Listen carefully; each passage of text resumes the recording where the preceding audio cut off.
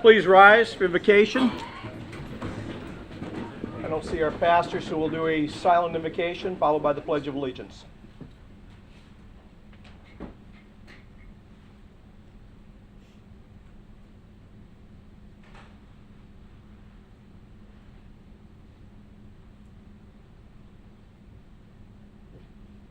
Amen. I pledge allegiance to the flag of the United States of America and to the republic for which it stands, one nation, under God, indivisible, with liberty and justice for all.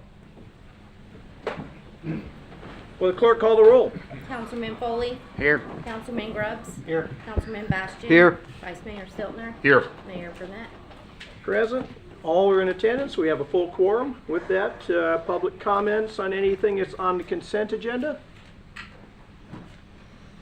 Robert? I was checking Robert. I don't see anybody moving, so we'll move on.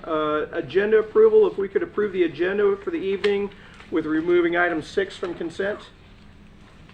May I have such a motion? So moved. I'll second that, Mayor. All in favor, signify by saying aye. Aye. The agenda for the evening is approved. Item 6 is no longer on consent. Item 6, I asked to have that removed from consent because I just wanted to make sure, since we made a very minor change that was not consequential from what was originally posted, nobody had a problem with that. No. There being none, may I have a motion for approval? So moved. Second. We have a motion, proper second. All in favor signify by saying aye. Aye. The balance of the consent agenda, items 7 through 16. May I have a motion for approval? So moved. I'll second. We have a motion, proper second.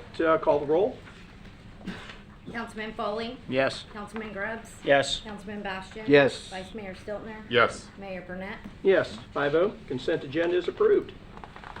Public participation. Do I have any, Trace?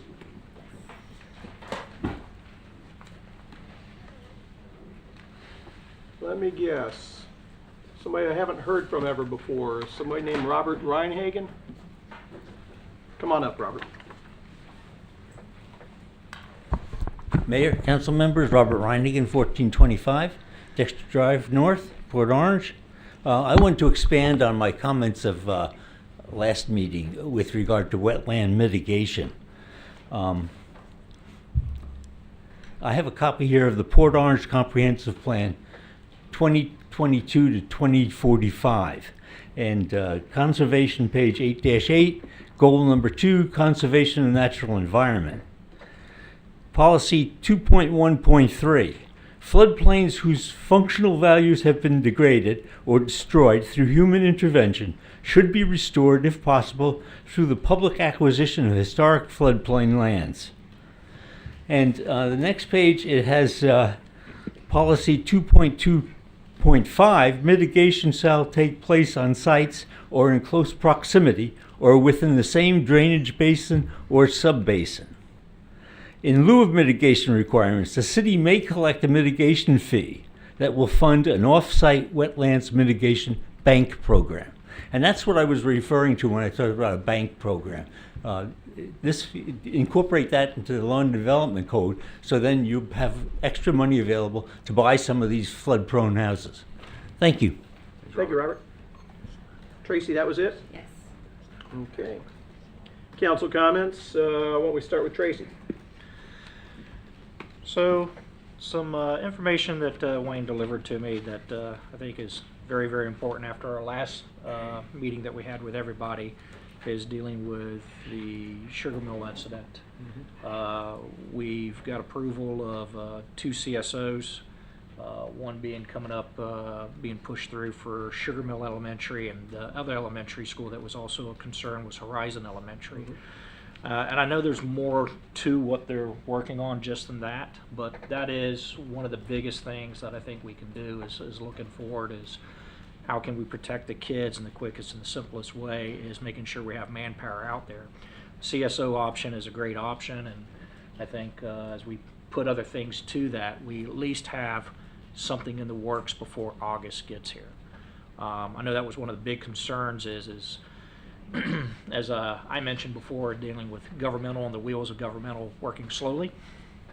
We have 4 governmental pieces to that puzzle. that Port Orange has stepped forward and has something in place as August gets here.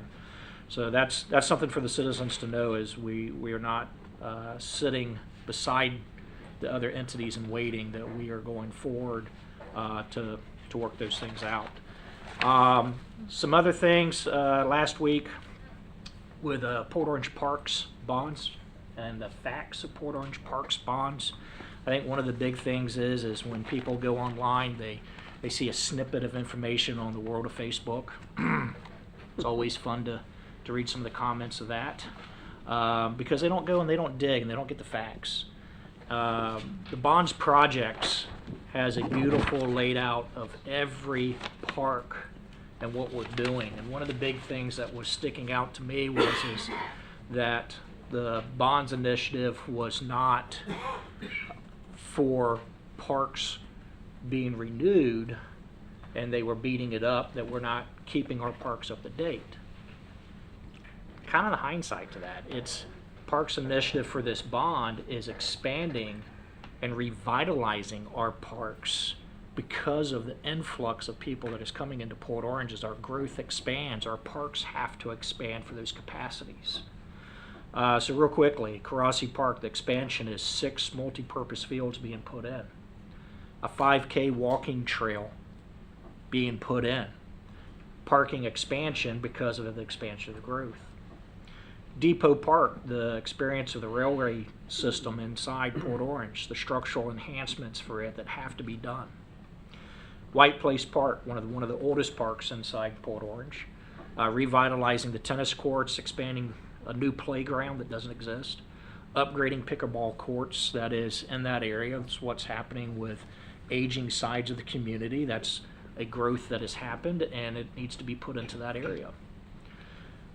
One of the things that I notice is that in my reading with White Place Park is dealing with the ball field. Some of the comments that came out was kind of, I don't want to say humorous, but it's humorous to me that people easily forget. Why are we taking a ball field that doesn't get used and turning it into a pond? Well, 2 years ago we had flooding in that area.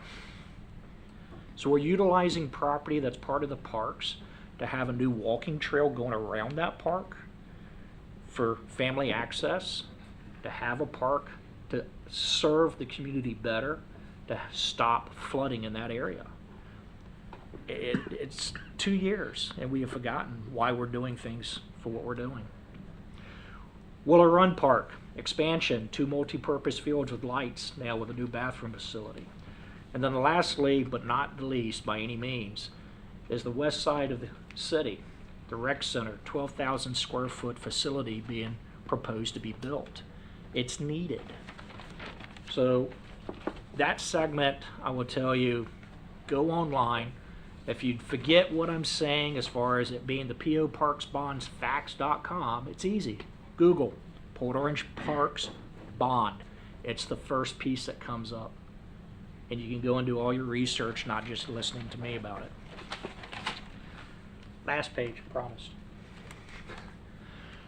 So, dealing with the community, one of the things I had questioned by a couple citizens a while back, I didn't take it to heart, I apologize.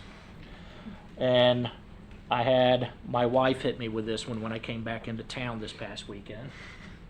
So now I would definitely have to take it to heart.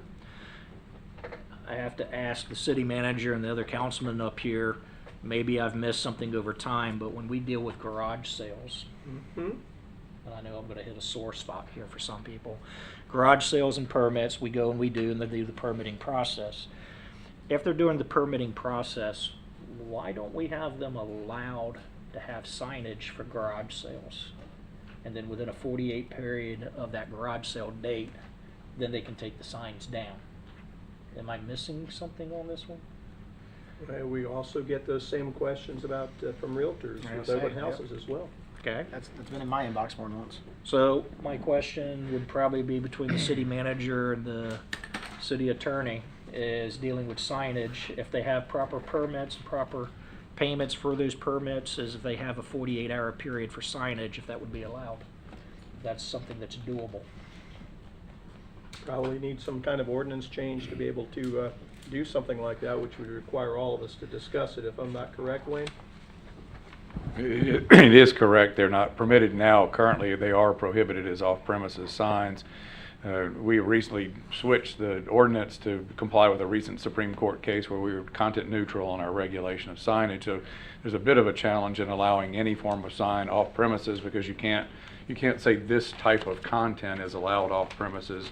I'm an amateur attorney. Matt will stop me if I go wrong. But you're not going to be able to say you can have this type of sign and not some other type of sign out there because of the content. So it's a bit challenging to do that. In the past, it is council's rule, and you can change the rule on your property if you so choose to do that. You just have not done that in the past. So we have not done it with open house or our garage sale signs. But at this point in time, given that the signage rules are based not on content but on the safety factor, the distraction to the drivers and those kind of things, your challenge really becomes more of how would you go about regulating it if you only wanted a certain type of message to be allowed out there in the rights of way. I think that would be the challenge for our city attorney to take a look at and bring back to us. Can you do that, Matt? Yes. Great answer, thank you. Is that it for you? Short and sweet to the point. Scott, what you got this week? Well, before I go down too far down that path, I'll just comment on Tracy's last item.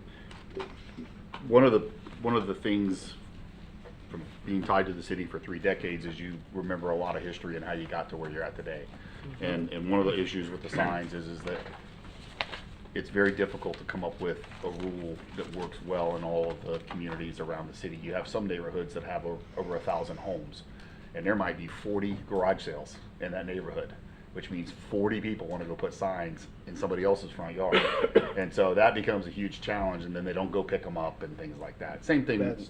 Yeah, that's the I mean, issue that's, is they don't and that pick was, 'em up. that was an issue that we saw in the 80s and the 90s, is that signs from 2 weeks ago's yard sales are still sticking out on a corner of such and such a road in this place, which is kind of the front of somebody's business or somebody's house or what have you. So I'm definitely not opposed to taking another look at it and revisiting it, but those are the things that we've seen in the past that have driven us towards having those kind of ordinances. Same thing with the realtors, and I love them. I mean, it's great. I get it. A sign helps direct people to where they need to go. But again, in some of the communities, when you're having a real estate boom, the next thing, it becomes the battle of the signs. And every realtor and with every open house, the signs get bigger and they just get compounded. I mean, I've seen them in places they're not supposed to be now, and there can be 5, 6, 7 signs in those places, And so, I mean, there's a history of it, but I would not be opposed at all to revisiting it and seeing if there's some wiggle room there to make it. I mean, it's a great point. I mean, I get it. But then again, 2024, everybody's so electronically connected to so many sites that I think people are accustomed to looking for that kind of stuff. But just wanted to comment about the Mayor's Golf Tournament. I'm sure the Mayor will talk about it, but just want to say great job to not only our Parks and Rec staff that did a fabulous job hosting this event, but also Kemper Sports, and everybody out at Cypress Head that was involved. It was a great weather day. The course was in great shape. I believe the number that I was hearing was raised close to $8,000. Nice. That goes towards funding athletics for youth that are not financially able to fund their way to participate, which I think is an incredible opportunity and event to raise money for something like that. So just great job. Kudos to everybody involved in that event. Just wanted to mention too that this kind of, I guess, goes along with some of the stuff that Tracy was talking about. I appreciate you opening the doors, Tracy, by the way. Good stuff. So around the city, I got to remember not to open with him. yeah, right. So one of the things that's very and it frustrates us all and city staff as well. But you have a natural disaster, you have a major event like a hurricane or a storm, and just like it is with our homes, not everything can get put back exactly the way as fast as you would always want it. Sometimes things will take a little bit of time to get to those things. It's the same thing with our city facilities. Some of our parks, some of our infrastructure, some of our assets, things like that, we are still waiting on FEMA funding to make those repairs and put them back the way they were. And people say, well, the city's got reserve funds, why don't you just do that? Well, we do, and we could, but then if we do that, in some cases, we lose out on that opportunity to get that FEMA funding. So it really becomes about weighing out the balance between a feature that may not be a critical part of our infrastructure, having to wait a little while to make the repair, to put it back the way it was, which would be a nice thing, but not a critical thing. So we try to focus more on the critical stuff, the infrastructure, get that stuff taken care of first, and then also try to secure as much of the FEMA money coming back to the community to maintain those healthy reserves without depleting those unnecessarily. So there's a balance going on there, and that's what that's about. We still have, here it is, June 2024, and we're still doing some of that from the storm of 22. But that stuff is on the radar, and it is always moving forward. And if you think municipal government can move slow, then we all know how slow the federal government can move at times. So, but those things are going to be taken care of. Speaking of events and public places, we've got a great event coming up here at City Center for 4th of July. So really looking forward to that. I know Councilman Foley this year is responsible for the weather. I won't be there. So he's See guaranteed. how he's already bailed on that? Yeah, I know, responsibility? right? He's guaranteed good weather event, and 3 years running, I won't be there. right? There'll be lots of great stuff at the Port Orange City Center, live music, food trucks, all kinds of events for kids and things like that. So I hope everybody will put that on their calendars and come out to City Center on July 4th for that. That's all I got here. Okay. Drew, what you got? Nothing really. I mean, Excellent. he addressed the 4th of July, so I just want to apologize for my absence June 4th and for missing the mayor's golf tournament. Had a few things popped up that needed attention, so that was why I couldn't attend. Very good. Mayor, what do you got? Well, I gotta go to Reed first. I was gonna skip you. Sticks me with the weather, doesn't want me to have comments. Man, Scott, I thought we were friends. No, I too am sorry I missed the golf tournament. I was really looking forward to defending my title that me and Scott and Bobby and Ian had earned 2 years ago, but alas, my work schedule didn't allow it. I just want to say thank you to the Volusia Echo Board for that $150,000 that we applied for. I know there's a lot of projects that they review.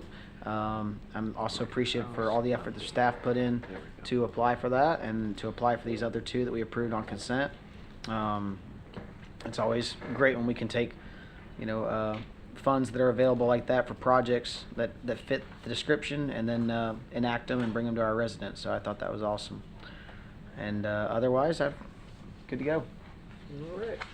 Well, I will certainly mention the Mayor's Cup this past weekend, the Mayor's Invitational. Cypress Head was in terrific shape.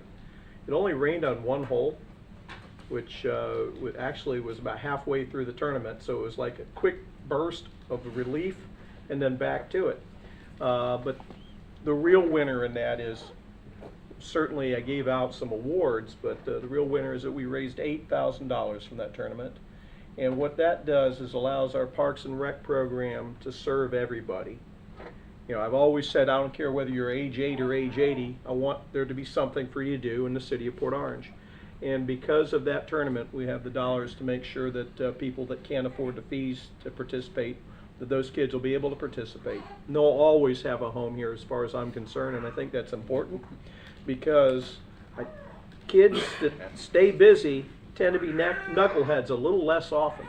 There's no doubt about it, and they remain engaged in our community as they grow up. So that was absolutely a win, and I appreciate Parks and Rec, and I appreciate the staff at Cypress Head for putting on a terrific tournament. It was a lot of fun, and then, of course, Scott, you mentioned 4th of July.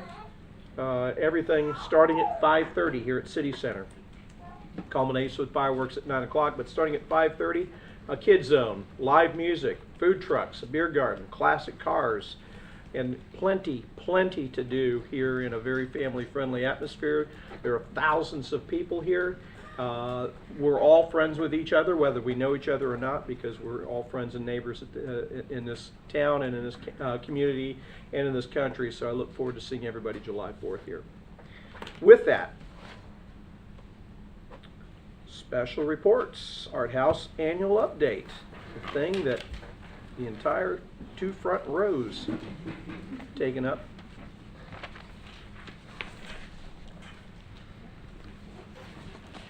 Greetings, everyone. My name is Lori Gomon Ring. I'm currently the president of the board, although I started way back in 1995 or so with it. And I'm very proud to introduce our executive director, Cameron Vincent. Good evening, Mayor, City Council. We thank you for allowing us to be here. I'm representing Art House Foundation located at 4655 City Center Circle, Suite A, right next to the rec. I like hearing that address. Yeah. That's So- a nice little change. Yes. It's wonderful, and it just keeps filling us with blessings, and we're grateful. So Art House is a nonprofit outreach and community arts center. Below you will see some of the logos of our partners around the town, and of course, front and center is the city of Port Orange. Serviced by the numbers, we serve 62 public school art programs, 104 Volusia County art educators, 16 municipalities, 131,457 people were served by us last year. Outdoor art competitions, classes, camps, outreach. For example, $16,442 in art supplies and equipment was raised for Volusia County Schools art classrooms. $9,545 in tuition and supplies-based art house scholarships for kids that can't afford it. We have 1,564 children attending art house classes and camps, and that was with us shut down for 6 months.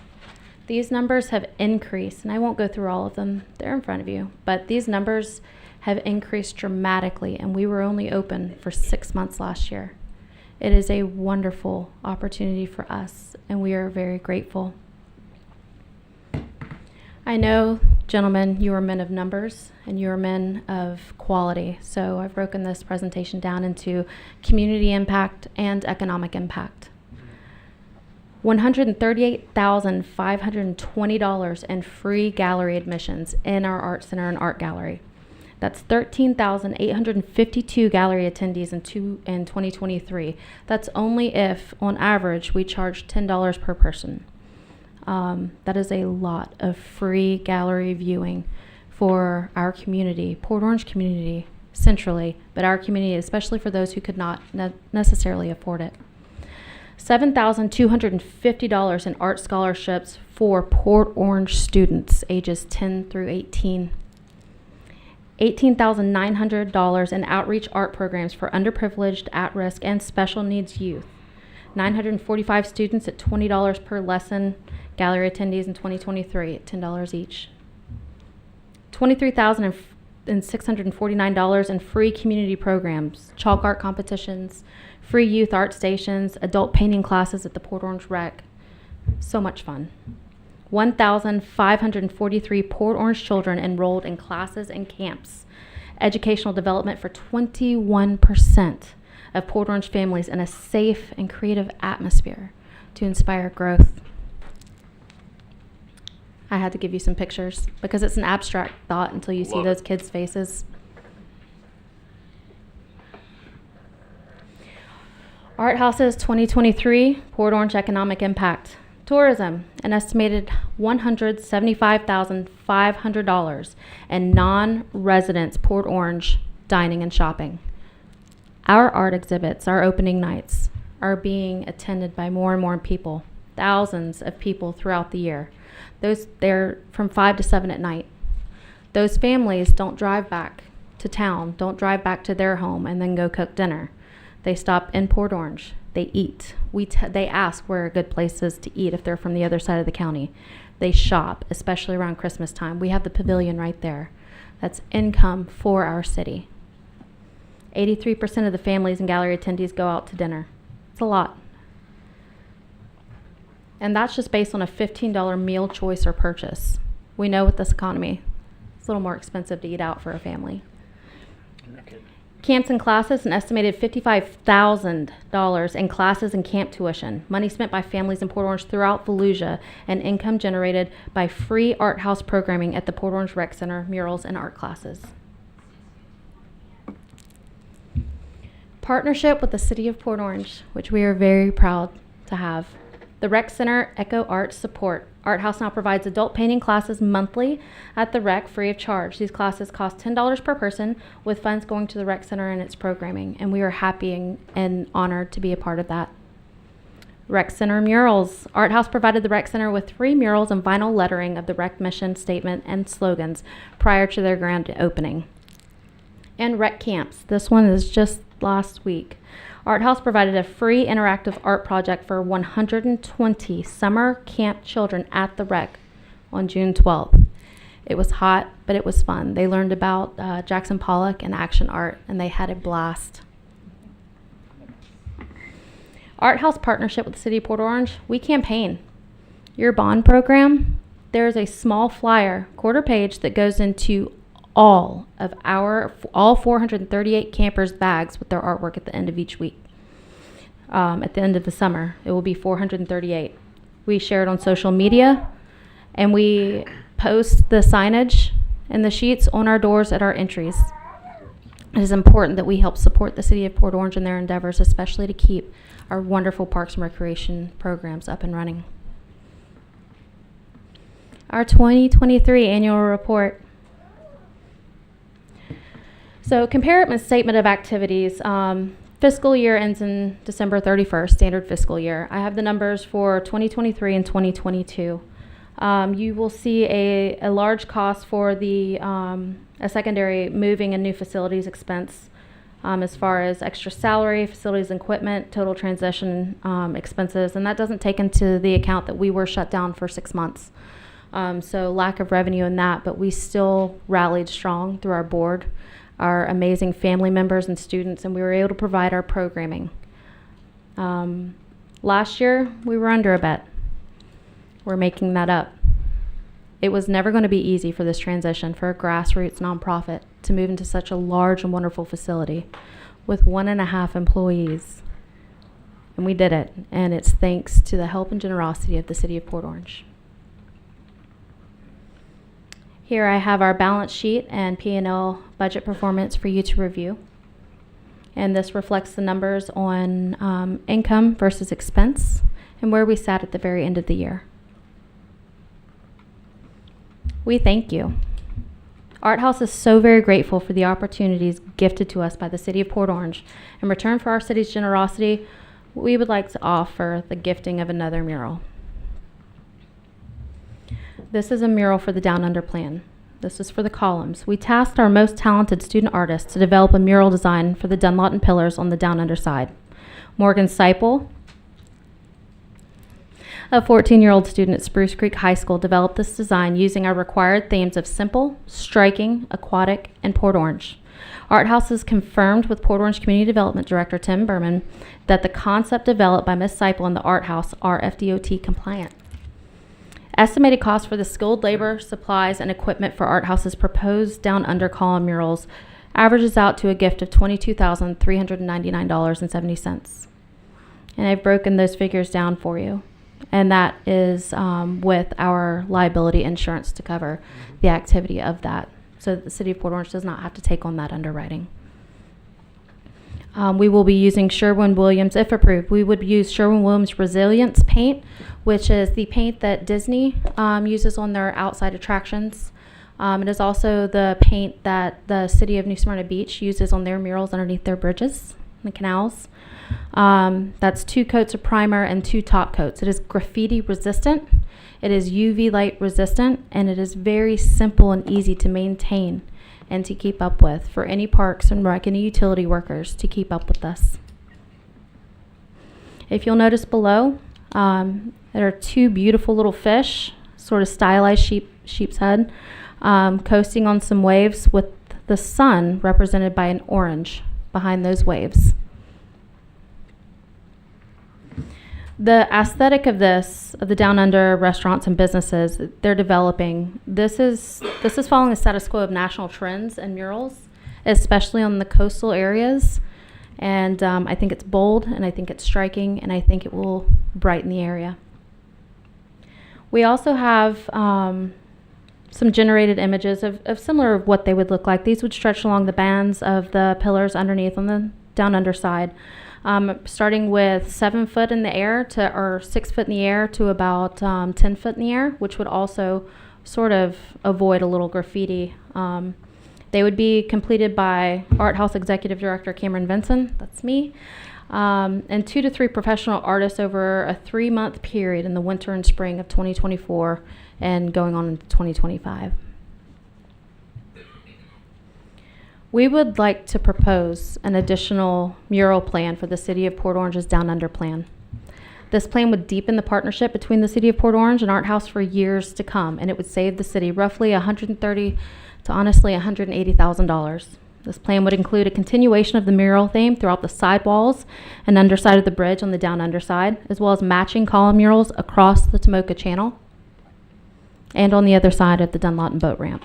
The project would take 2 to 3 years to be completed in segments.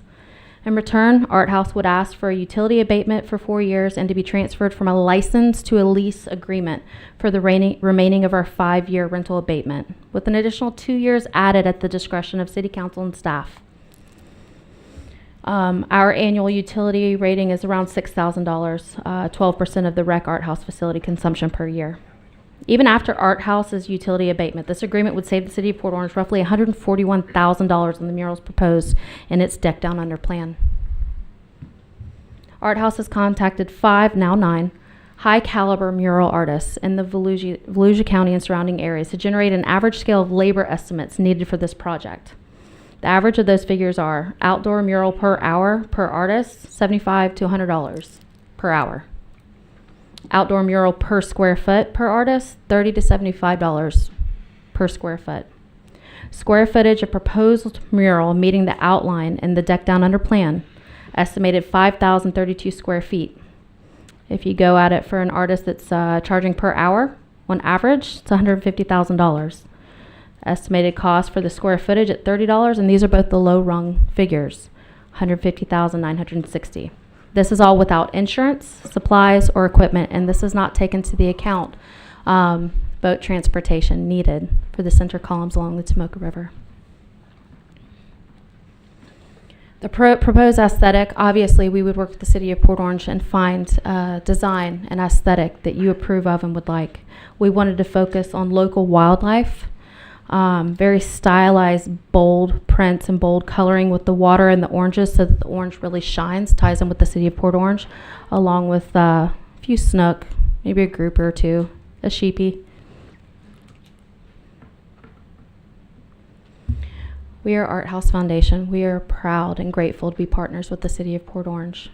Before I step down and before we finish, I would like to say we do have a plan for next year, and I wanted to reveal it here. Art House will be expanding our service to all arts, visual and performing. In the spring of 2025, we will have music lessons, choir lessons, drama clubs. We will have bands, and we will have theatrical productions developed and made at Art House to be presented and opening nights had at the gym. We hope to bring this community arts center into the forefront of the City of Port Orange, and we hope that people come from miles around to be a part of it. Thank you. Wow. Yeah. Outstanding. Wow.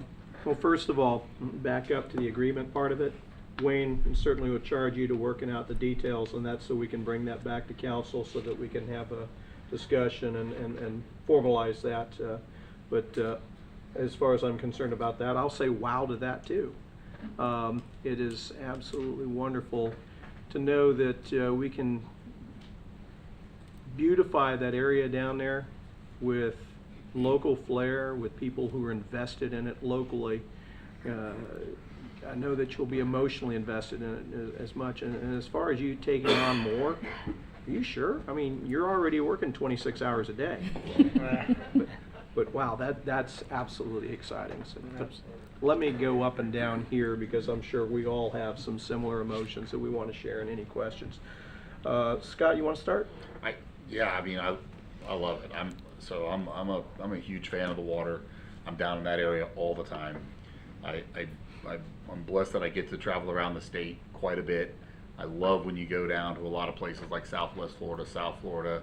I love the murals. I love them. I love them. I love them. I love how they if it's flat and they find it, it's gonna be a gorgeous mural. I think it's great. We don't have as many of those kind of places, but like sides of buildings and stuff like that, but the places we have those, especially on our east side of the city, I'm all in. I think it's great. I wish we would have had those kind of things 20 years ago. But I love it. By the way, great design, young lady. Awesome. I love it. I mean, Stand right up. away. Stand up. Stand up. Said you do. Great design, and I will confess that when I look at art, I probably can't articulate what a lot of you would articulate when you see it. But right when I saw it, I knew, oh, the orange represents the sun. Like, I was like, oh, that's cool. That's right. No, that's awesome. So, great job. I think that will resonate.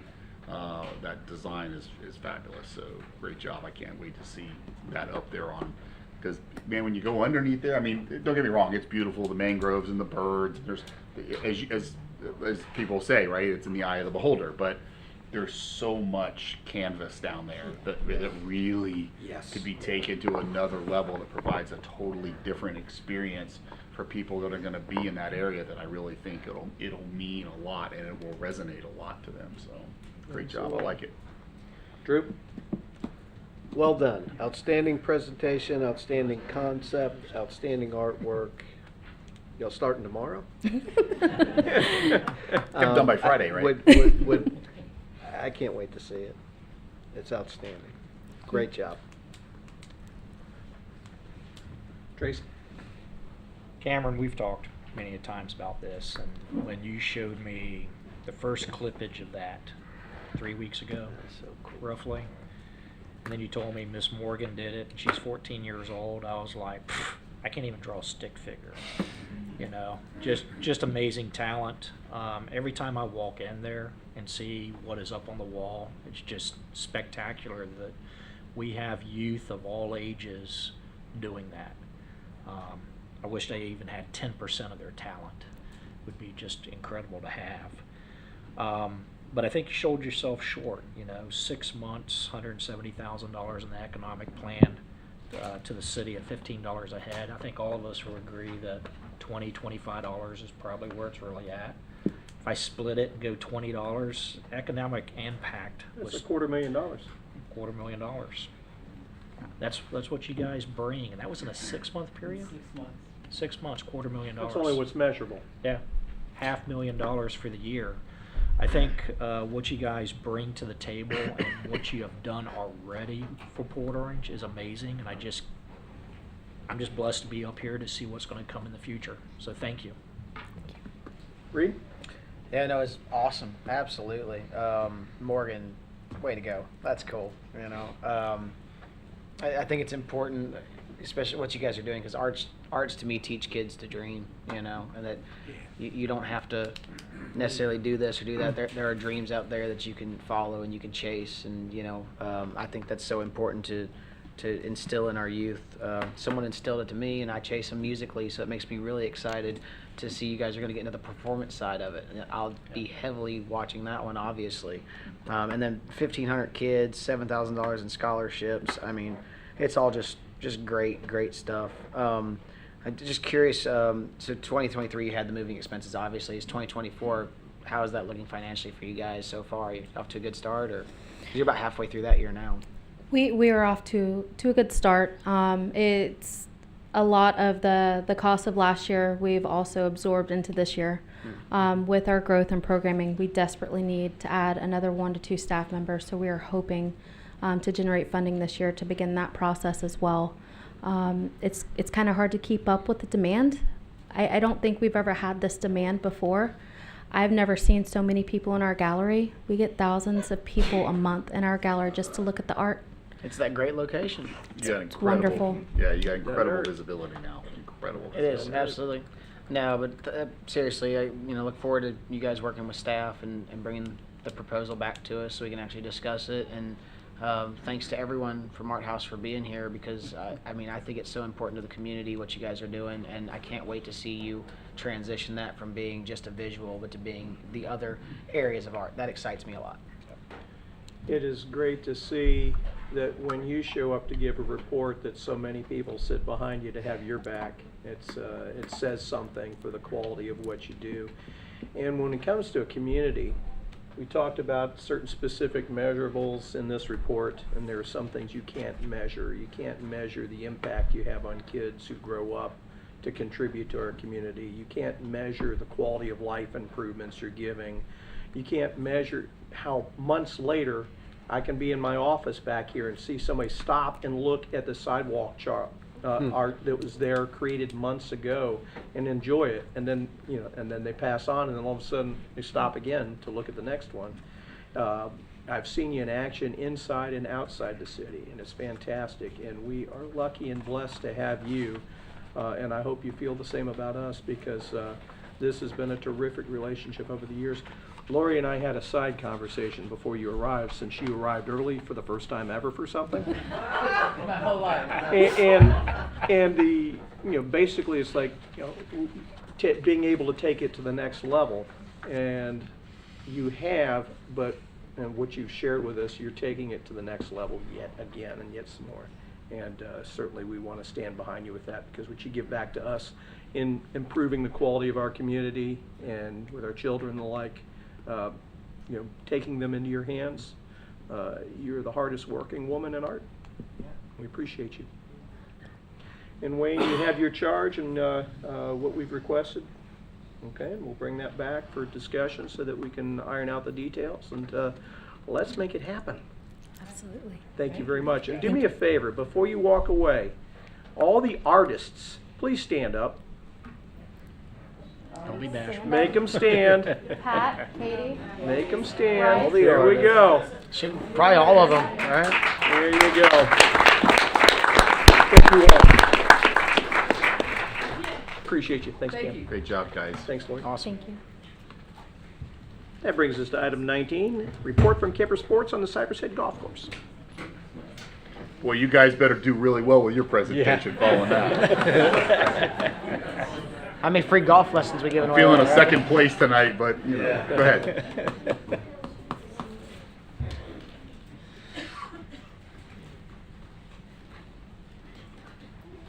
Jeff's like, can I go first next time? Yeah.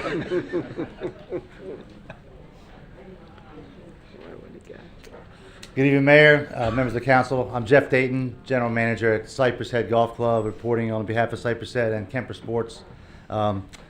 Had a great tournament Saturday, Mr. Mayor. It was your last tournament, so glad we pulled it off good for you, and staff did a great job.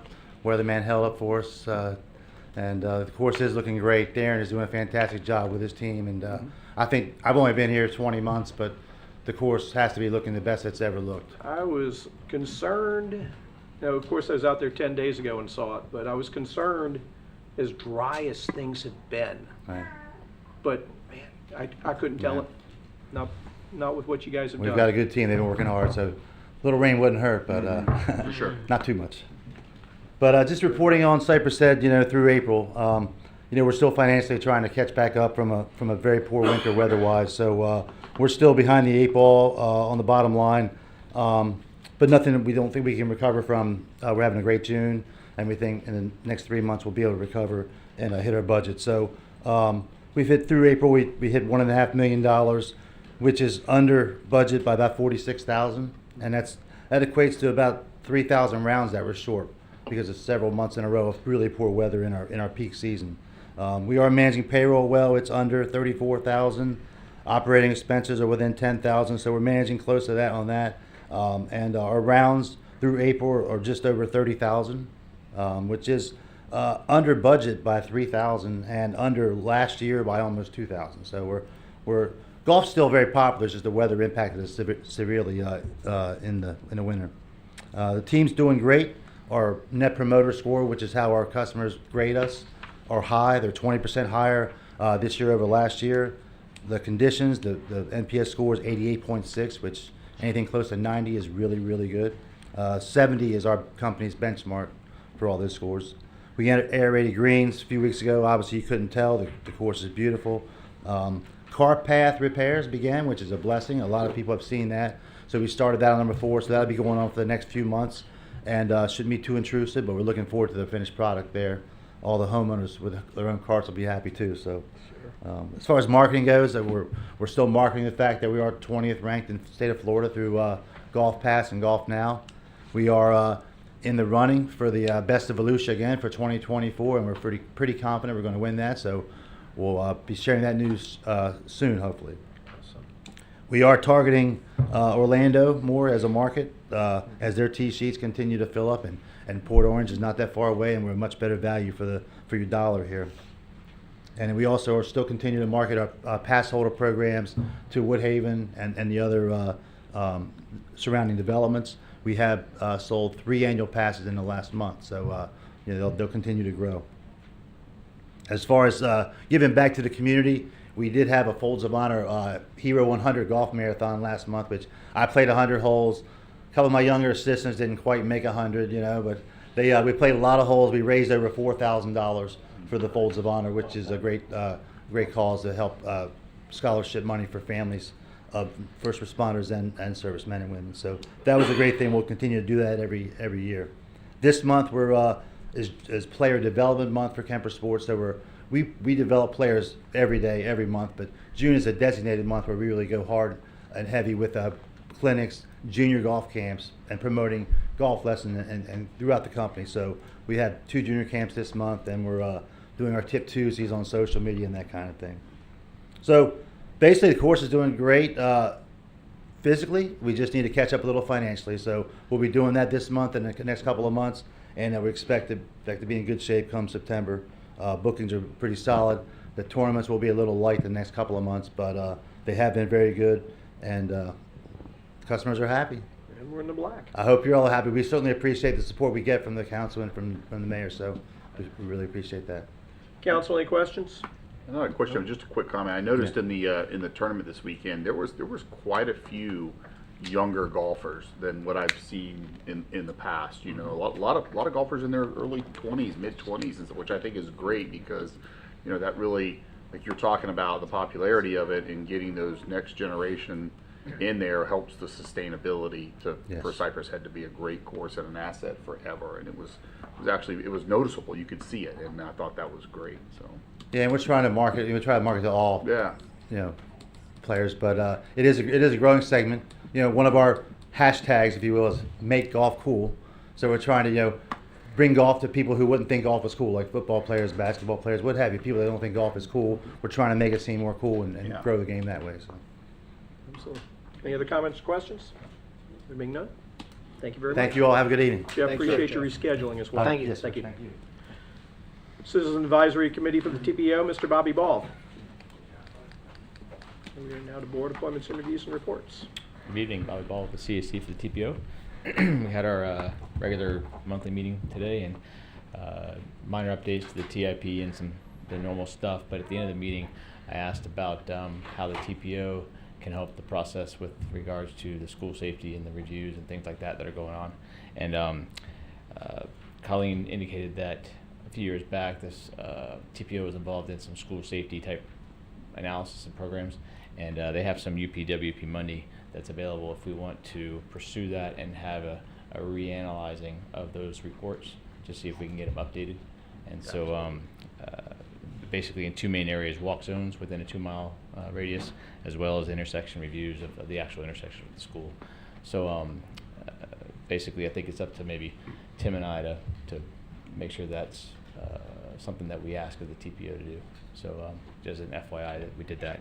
And then as a follow-up to that, it must have come up during the technical coordinating committee as well, because Sean Finley, who's a personal friend of mine from high school, he called me, he's director of public works in Ormond, and he offered to be part of the East Volusia traffic safety team, be part of whatever communications you might have with the TPO or other cities to try to make sure that things are better for the schools.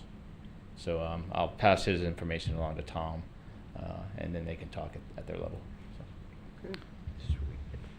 Anything Any else? other questions or comments for Bobby? No, it's excellent. Good stuff. I actually spoke to Colleen as well during the executive meeting shortly about that. So I think that that's going to be top of mind for them for a lot of for not just our schools but for all of them to see if that's not a good place to spend some of that money. Yep. Okay. Thank you, Bobby. Thanks. thanks, Bobby. Golf Advisory Board report. Golf, golf, golf. All about the golf. Good evening. Rich Lee, 6393 Long Lake Drive, Port Orange, Florida. I'm speaking on behalf of the Golf Advisory Board. I think most of my presentation, the mayor and Mr. Stolten have already given, so there's not a whole lot I can say. Actually, there's a couple of things.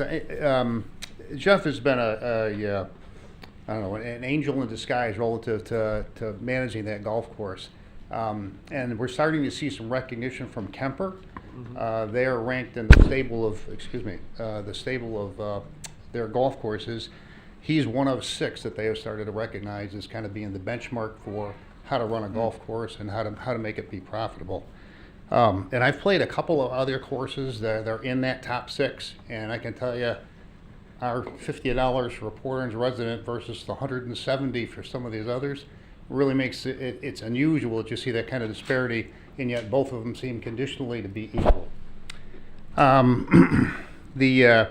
As we all said, the course conditions are probably the best ever. I've a number of residents within Cypress Head have lived there for 20 to 25 years and say, even when the course was new, it wasn't as good as it is now. So it really has gotten a lot of improvement. I think we both saw that. The cart path improvements on number 4, it's almost like driving down a highway now. Yep. I mean, it's amazing. In fact, I was saying maybe it'll keep people from using the fairway instead and use the cart path as they're supposed to, because it's so much smoother. It's just incredible. The clubhouse pro shop continues to have lots of options, lots of clubs. You can't, if there's a golf item that's not in there, I don't know what it is. They seem to have everything reasonably priced if you start comparing things, and they will deal with you. You're trading in clubs, they'll give you a break on the price of the new product that you're trying to get into. The employees, players' assistants, very nice, handing out water when it's hot, ice towels that they bring around when it's warm. Even the people, the maintenance people who are doing the mowing and trimming, they'll stop. If you're golfing, they'll quit, shut the mower off, let you hit, move on, and then they'll go back to cutting. So there's some courtesy that's really been engaging, and it's great to see that kind of activity. He talked a little about the kids programs. The one thing that impressed me at our last advisory meeting was the marketing concept that they've gone out with. Leslie, I don't remember what her last name is, she's actually branched out and said, the people in Orlando will come here to play because it's 94 degrees in Orlando and it may be 88 degrees in Cypress Head. And pricing wise, we're more competitive than they are. So, let's get a little cooler weather, let's get a cheaper price. Once they come here, they're hooked. It's 45 minutes to get here from Lake Mary, let's say, and they get a course at for, in their case, $70, 60, excuse me. They're playing a much nicer course than they can probably play at the Al Aqua and some of the ones that are over in that area. He's correct. We were a little concerned at the meeting about the financial strain that we've got right now, and part of it is because we did so well last year. Yep. We were at $100,000 to the good. This year they're running about $46,000 behind, and he's only got a few months to make that up because September is the end of their fiscal year. So we'll see what happens between now and then. He seems to be optimistic. We've checked pricing and we're competitive with area courses, so it's not like they've cut their prices for the summer. And they don't need to because the quality of the course demands the pricing that they're paying. So it's been a good one. Let's see, and beyond that, I have nothing else. Yeah. Anything? You mentioned merchandise sales. And although they're running a little behind in the year-to-date, merchandise sales are well ahead of last year too. So Merchandise sales are phenomenal. Yeah. Yeah. I mean, particularly since Jeff came into play. I mean, it's like quadrupled what we were selling at. $2,000 or $3,000 a month. He's doing $16,000 a month. So it's a phenomenal difference, and it's higher priced products. Amazingly, the shirts are a little more expensive, but they're higher quality, and people are willing to pay that. The other thing is he runs it, and you saw it when people were there, right? They had the discount rack out front. So if you want to get a break on a price, and if you get a size I that got fits this you, baby right here. you got it right there. There you go. Okay. Got it off the discount rack. Hey, yeah. Well, you know, that's where I go You're not first. too proud. Nope, not at all. I love a good deal. Any questions or Any- comments for anything else? Rich? No, I thought the facility, just by and large, looked in really good shape, and Yeah. and I appreciate you mentioning the work on the cart paths. That was very noticeable. Oh, yeah, Some it places really where is. you're not getting your teeth jarred anymore. So that's Well, there's still a few we gotta Yeah, get there's done. still a couple. Unfortunately, we're Yeah, not gonna there's get to the still a few, sand but- traps this year. They Yeah. couldn't get the right person at the right time, so that's really gonna be pushed out. I don't know if you've been made aware of that yet, but, they're gonna continue and get all of the concrete work done, so the cart paths will be improved, but the sand traps will have to be delayed until next year. Gotcha. So, that's gonna go that way. There was one other thing I just had a thought. I don't use the sand traps anymore. No, I was just gonna say something That's about. true, yeah. That's, We mentioned our golf advisory board, the role it plays, what we were talking about with the cart path improvements. That was work that this Yeah. advisory board's done in the last couple of years to push that. yeah. And make that a priority. So, I mean, They're- they're not just there for oversight. Things are making a difference. Yeah, That's what it's, you guys it's, do. yeah, it's a great improvement. Oh, I know what I was gonna say. The food for the mayor's tournament, I thought was as good as I've had from that facility, which I think is, I know it's not part of the golf advisory board. Right. But it's, when you're a golfer, you're not separating those two entities. You know, Yeah. I'm here at the course, they're all one happy family as far as they're concerned. I didn't have to break my diet to eat there. That was great. All right, great, guys, thank you. Thank you. Appreciate you, Rich. Thanks. Yep. Thanks, Rich. The public hearing portion of our meeting is now. Mayor, point of order. We've skipped over the Environmental You Advisory are Board correct. appointment. Thank you, and I was just trying to get Phil to hang out a little bit longer since we hadn't seen him in a while. Item 21 is the Environmental Advisory Board appointment. Mr. Philip Klima currently serves on the Environmental Advisory Board and has expressed an interest in reappointment.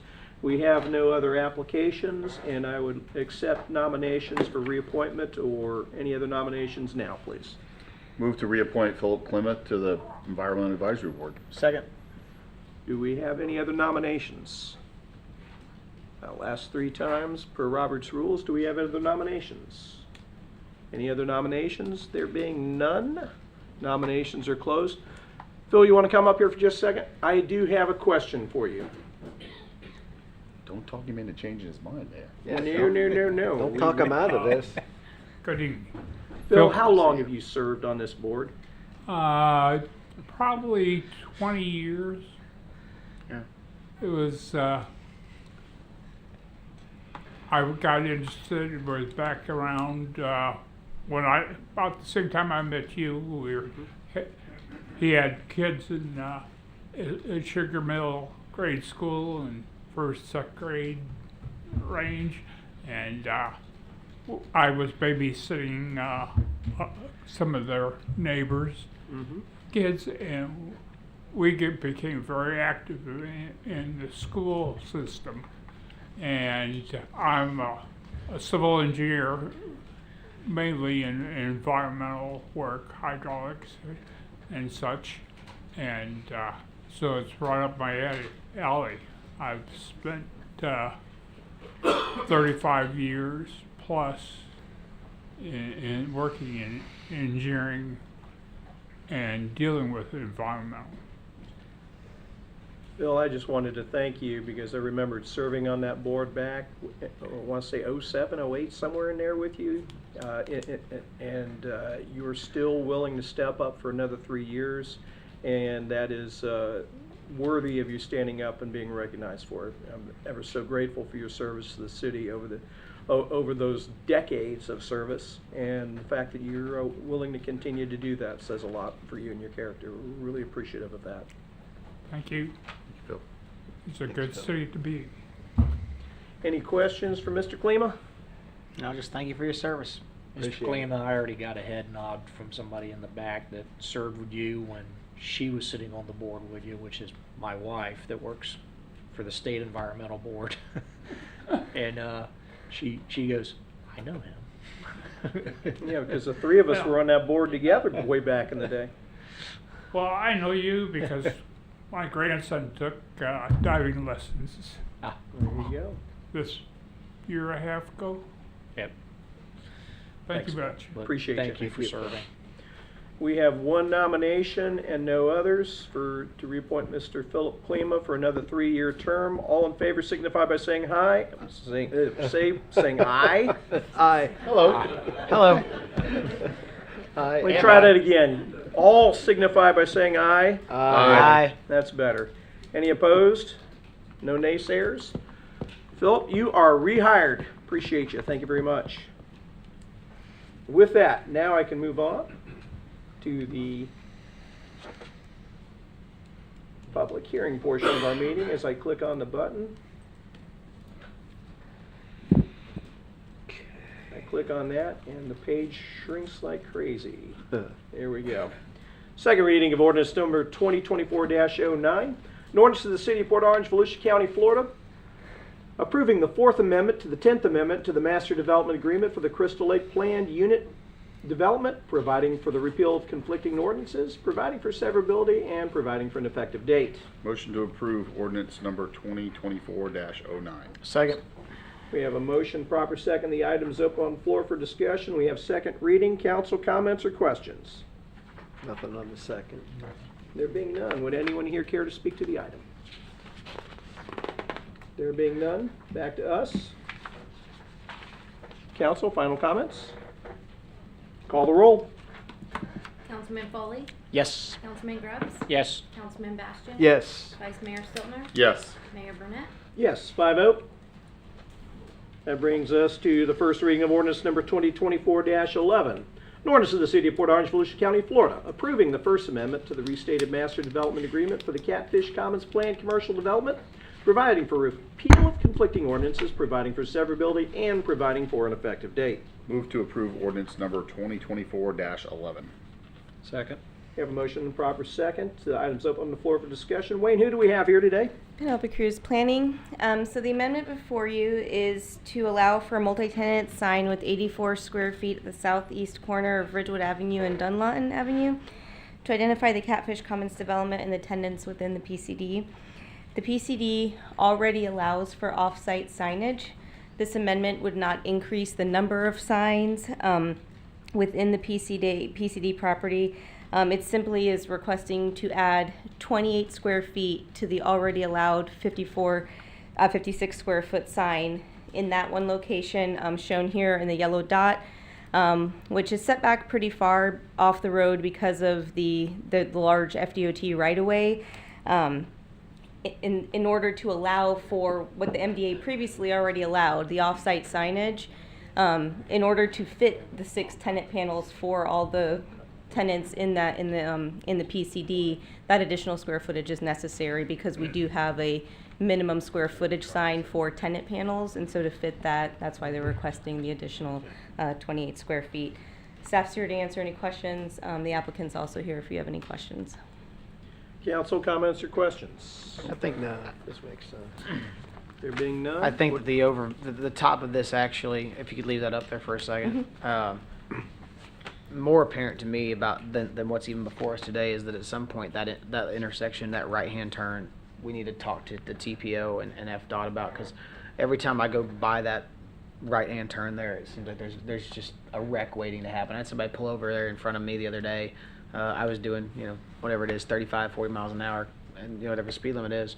And I come over Ridgewood on Dunlawton, and someone just right out in front of me, and I had to slam on my brakes not to hit them. And I know that has nothing to do with this project, but just for some reason that jumped off the page to me. So. Okay. Anything else, council?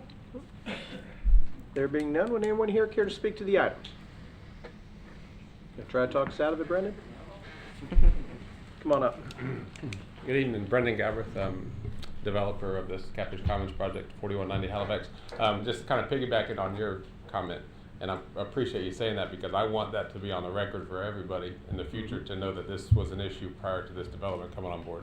I've lived in the block 12 years. I've worked on the corner my entire life, and I don't know what year that setup went in, 80s or 90s, I don't know, but it's been an issue, and I don't want this project to be targeted because of that issue. It's clearly an issue prior to this project. That land's been vacant 15 years. It's not, So, no doubt. yeah. It's absolutely one of the worst intersections in the city. Yeah, so it's good that we have that on video. Tim just mentioned we have it as already out there in a TPO project looking for feasibility possibly this year. So it's already underway. Yeah, so I'm glad Good that's to know. recognized. But we just would appreciate your support, and it really just kind of like Penny said, it gets the document that was approved actually functional within the sign program. And you know, I think you see us moving along. We're looking for a September 1st turnover of our spaces to our tenants, and we feel like we got some momentum down there, so we're happy.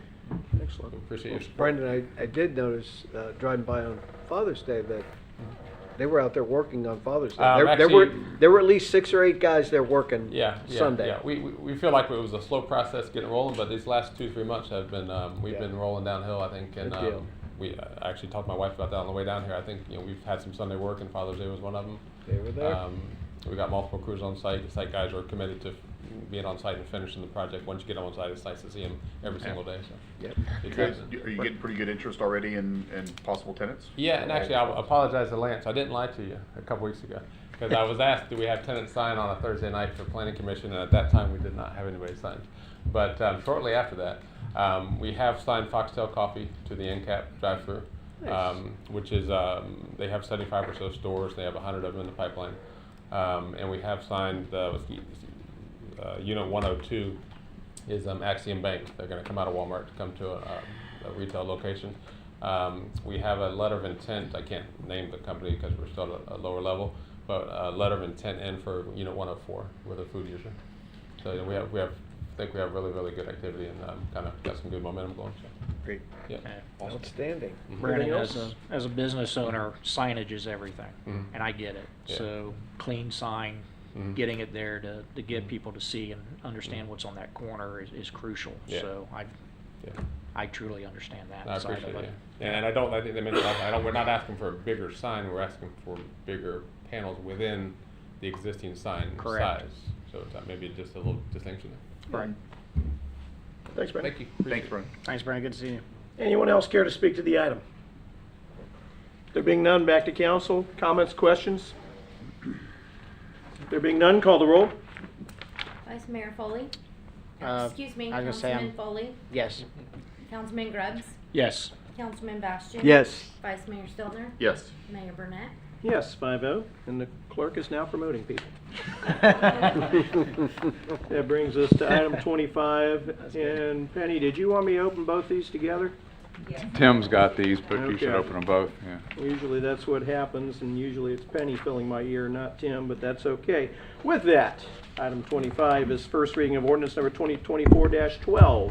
An ordinance of the City of Port Orange, Volusia County, Florida, relating to comprehensive plan, amending the future land use map for the comprehensive plan, amending the future land use designation of plus or minus 0.7 acres from office residential transition to rural residential, 0 to 2 units per acre, providing for conflicting ordinances, severability, and an effective date. Move to approve ordinance number 2024-12. I'll second. We have a motion and several proper seconds. The item is open and on the floor for discussion. With that, I'm also going to open item 26 along with that, which is, if I can get the computer to agree with me here.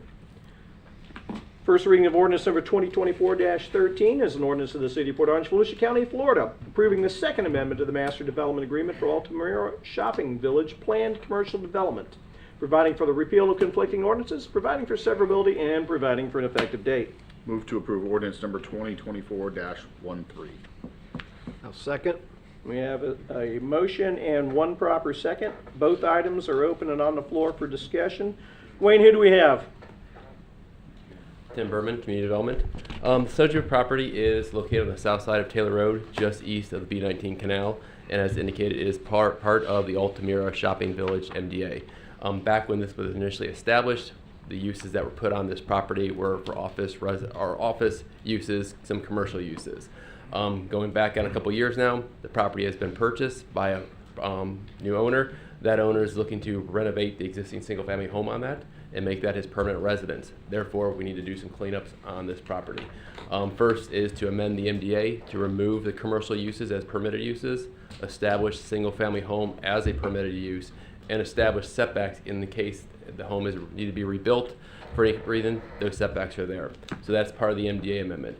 In addition, the existing future land use on that property is office residential transition. So of the 1.7 acres, we're changing the office residential transition portion, which is about 0.7, to rural residential, which is supporting the single family home.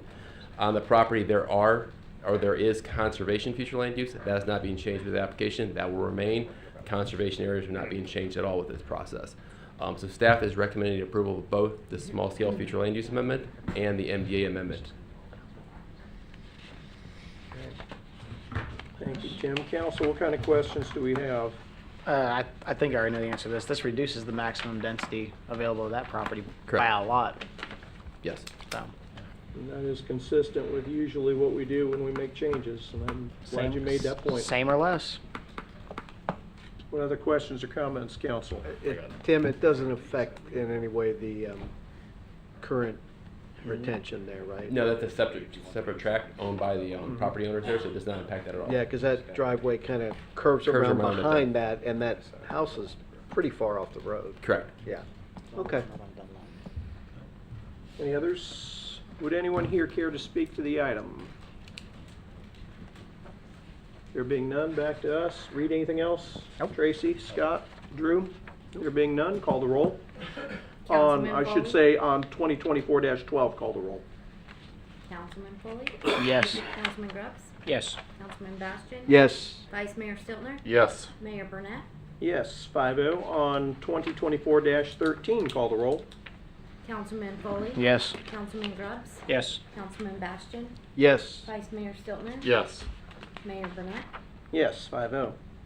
That brings us to first reading of ordinance number 2024-01. An ordinance of the City of Port Orange, Volusia County, Florida, amending Chapter 74, Article 5, Stormwater Utility, amending Section 74-156 to add a definition for equivalent dwelling unit and delete unused terms, amending Section 74-159 to describe the assignment of equivalent dwelling units to developed residential and non-residential properties, amending Section 74-161 to eliminate the requirement to designate by resolution the percentage of the stormwater drainage utility fee intended for capital improvements, streamline the provisions by which non-residential developed properties may receive credit against the amount of the stormwater drainage utility fee as a result of on-site stormwater retention facilities, and describe the authorized uses of stormwater fee proceeds, providing for codification, providing for repeal of conflicting ordinances, providing for scrivener's errors, providing for severability, and providing for an effective date. Move to approve ordinance number 2024-01. Second. We have a motion, proper second. The item is open on the floor for discussion. Wayne, care to recap for us, please? Yeah, I'll go over the general summary of what this is. If you have detailed technical questions, we've got staff here that can answer either financial or engineering related questions. But basically last year when we had Raftelis come in and study our utility fees, one of the other things they did in addition to just looking at the fees was looked at the actual administration of those fees. How did the ordinances work? How did we collect them? So they were looking at the full system of how we charge for our infrastructure. And they had identified some areas under the stormwater fee that really needed to be updated and streamlined. Fairly consistent. If you remember in the past, we've had changes to our utility fees that were overly complicated. At one point we had like 50 different ways to pay your water bill. We've got that down to 8. We'll be going to 5 at Tyler. It came across similar things in stormwater that we used a term called single family unit, which is, nobody uses that term. Equivalent residential unit is the standard across the country. So if you want people to know what it is when they're coming here, that's what they're used to seeing. It doesn't materially change how it's done. It's still based on 3,050 square feet of impervious surface. It's just using the standardized terms that people are used to. One of the things that we had unique in this fee is that it was calculated using that ERU or EDU with a capital facility component. So there was, let's say if you collected $100 from somebody, about a third of it was restricted to only capital improvements, and the other 2/3 could be used as however you chose to use it, whether it was admin, repair, any of the formats that you would want to use it. I don't know why we put that restriction on ourselves. It doesn't need to be done, so this amendment will allow the entire fee to be used in the budget however council sees fit. So if it's a big capital year, you put it in capital. If it's a year where you need to buy cars or trucks, you may put it into fleet instead, but it allows you the flexibility. Again, that's not something that we see in stormwater fees anywhere, so that's a fairly common change to do that. One of the other big changes is there's a credit section in there, so if you have older properties that are non-single family, so apartment complexes or anything that doesn't have stormwater on site, there's a credit program that allows you to save some of the money on your fee if you do something to improve the drainage in your area. So in the older parts of town, it's supposed to be proportionate to the amount of runoff that you hold onto your property that's not being done. And it was an incredibly complicated calculation that I'd have to read the ordinance for 2 hours to figure out how to tell you how to do it. We've had that in place since the late 90s, and it's only been used 5 times. Because it's very difficult. So it's not encouraging people to upgrade their sites because I don't think people can understand how to do it. So this ordinance greatly simplifies it. Instead of being a proportion of the capital facility fee based on 5 categories of percentage, it's a really complex formula. They essentially shrunk it down to 3 categories of how much of your runoff you retain, 25% or less, 25 to 75, or 75 to 100%, and based on that you get a percentage off your fee. So it's really streamlining it. It will help us tremendously as we go from where we're at now to our new enterprise software, Tyler, so that we can put this into the Tyler system and auto-calculate. So you know, some of you have been around a long time, you know, we had billing issues in the past where things had to be manually done. And this will greatly simplify and minimize. One, there will be less confusion, and it'll be much more likely you don't see any errors in the billing process going forward. So these are, again, modernization, streamlining, clarification changes. That was really fun reading. Thank you for that, by the way. But beyond that, I appreciate the fact that anything that we can do to spend this many words to actually make things simpler. It seems like government at its finest, but it's true. I appreciate the effort that was put into that. With that, does council have any comments or questions of the city manager and his staff? I would just comment that I think the flexibility in the revenue is something that is really important, because the one thing that I've seen from being on council for so many years, I know most all of us have, is that you know, you take off down a certain path, but yet you don't know what's coming. And when you have, you know, to give our residents the flexibility to allow us to make, you know, whatever decisions in their best interest is really going to be a good thing. So As we have the flexibility to respond to needs. Yep, for sure. Would anyone here care to speak to the item? There being none, back to us. Any comments? Reed? Tracy? Scott? Drew? Call the roll. Councilman Foley? Yes. Councilman Grubbs? Yes. Councilman Bastian? Yes. Vice Mayor Stiltner? Yes. Mayor Burnett? Yes, 5-0. Public hearing portion of the meeting is closed. We go to additional items. City Attorney report. None for me tonight. We missed you so much this month on your wonderful reports, Matt. Welcome back.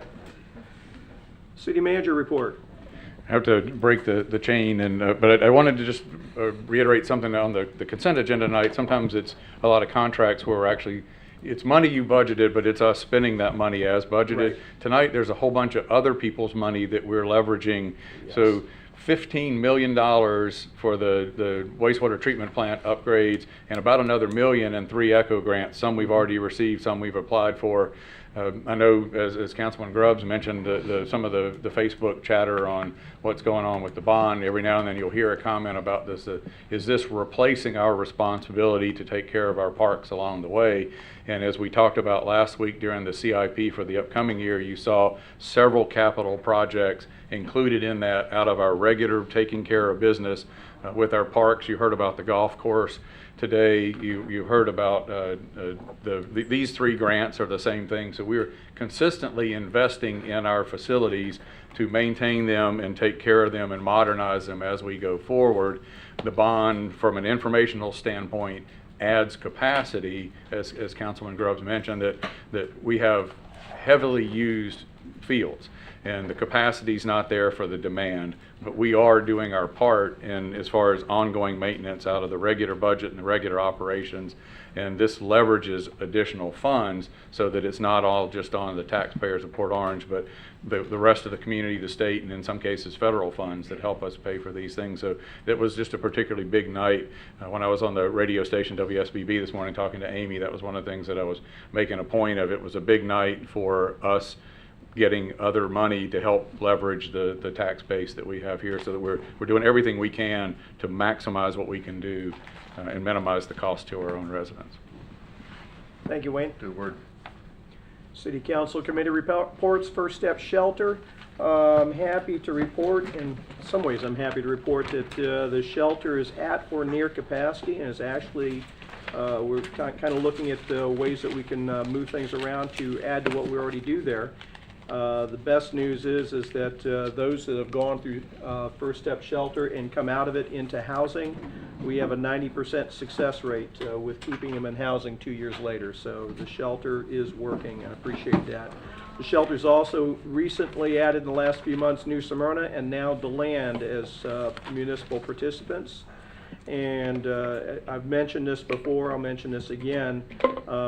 When we originally signed on, I believe in 2019, for our $35,000 commitment, that number has not changed, and I really feel like we're falling behind, particularly because we utilized the safe zone, and that was not there when we first signed on. And we also know the cost of providing services have not changed, or have not remained the same. I wish they haven't changed, but have not remained the same the last 5 years, as we have gone through a little inflationary period. And I would like council to consider upping our contribution in the budget cycle from $35,000 to $60,000 per year. But we will be discussing that when we roll out the budget for discussion next month. Port Orange South Daytona Chamber of Commerce, just wanted to mention that Coffee and Connections is coming up on the 27th. Normally they have the morning mix and mingle on the first Friday of the month, which would be July 5th. Because it's the day after July 4th, they're actually going to do that on July 12th, next month. We'll be meeting with their chamber reps, I believe at the end of next week, and then I'll update you guys on what's to follow. Did want to mention that also tomorrow, City Hall is closed because Juneteenth has been declared a national holiday. And with that, proclamation of the City of Port Orange, whereas the United States of America was conceived in liberty and dedicated to the proposition that all men are created equal. And whereas our sacred freedoms must be exercised and celebrated with a hallowed memory of those and how those liberties came to be. Whereas our history as a country and a city detail our dedication to freedom and liberty for all. And whereas the City of Port Orange was founded as Freemanville on the hopes and dreams of formerly enslaved freedmen. And whereas on June 19, 1865, the Union Army arrived in Texas to ensure all enslaved people were freed over 2 years after the Emancipation Proclamation was read. So therefore, I, Donald O. Burnett, Mayor of the City of Port Orange, declare tomorrow, June 19th, 2024, as Juneteenth Independence Day 2024 in the City of Port Orange. And let's keep that in mind. I know some of our businesses are closed tomorrow as well, but let's always reflect on our nation's history and our local history, as we need to do that so that we can look forward in the best way possible for both our community and our country. With that, if there's no other business comes before us this evening, we will see you all at the July 4th celebration at City Center at 5:30 when it begins. Have a good night, everybody.